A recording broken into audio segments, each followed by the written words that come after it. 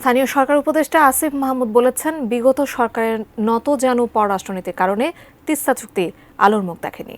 অন্যদিকে পরিবেশ উপদেষ্টা সৈয়দা রিজওয়ানা হাসান বললেন, তিস্তা মহাপরিকল্পনা নির্ভর করবে তিস্তা পাড়ের বাসিন্দাদের চাওয়া পাওয়ার ওপর।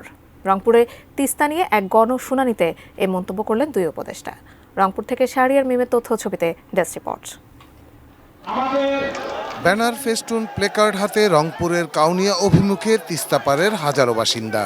তিস্তা নিয়ে করণীয় শীর্ষক গণশুনানিতে অংশ নিতে তাদের এই যাত্রা। রোববার দুপুরের আগেই কানায় কানায় ভরে ওঠে কাউনিয়া রেল ব্রিজ সংলগ্ন তিস্তার পূর্ব পাড়। তিস্তা নিয়ে সীমাহীন সংকট ও সমস্যার কথা তুলে ধরে বাসিন্দারা বলেন, বন্যা, খরা, ভাঙন সহ নানা প্রাকৃতিক দুর্যোগ মোকাবেলা করে জীবনযুদ্ধে টিকে আছেন তারা।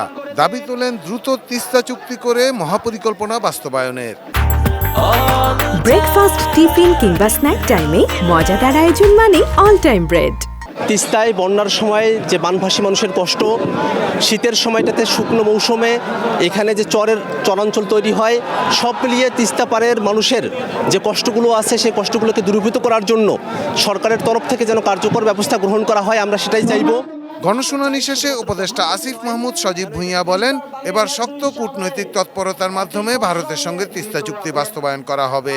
অন্তর্বর্তীকালীন সরকার তার গঠনের পর থেকেই পররাষ্ট্র নীতির ক্ষেত্রে শিরদাঁড়া উঁচু করে দাঁড়িয়েছে এবং তিস্তার চুক্তি বাস্তবায়নে এই অঞ্চলের মানুষের পানির ন্যায্য হিস্সা আদায়ে অন্তর্বর্তীকালীন সরকার মাথা উঁচু করে ভারতের সাথে নেগোশিয়েট করবে।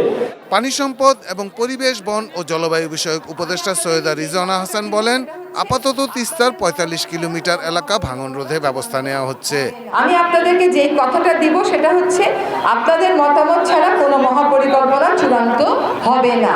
পানি উন্নয়ন বোর্ড আয়োজন করবে, পাওয়ার চায়নার সাথে থাকবে, এই শর্তে তারা রাজি হয়েছে। ২০০৪ সালের পর থেকে ভারত তিস্তা নদী থেকে একতরফা পানি প্রত্যাহার ও বর্ষা মৌসুমে পানি ছেড়ে মহাদুর্যোগ তৈরি করলে নদী পাড়ের বাসিন্দারা আন্দোলন গড়ে তোলেন তিস্তা মহাপরিকল্পনা বাস্তবায়নের। Shahidul Rana, desk report, ATN news.